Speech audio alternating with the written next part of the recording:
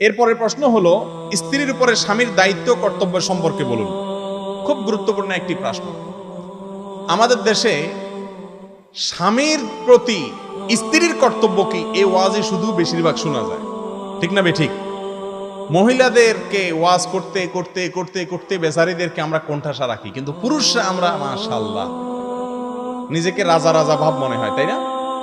অথচ স্ত্রীর যেরকম অনেক কর্তব্য আছে স্বামীর প্রতি, স্বামীরও অনেক কর্তব্য আছে স্ত্রীর প্রতি, ঠিক না বেঠিক?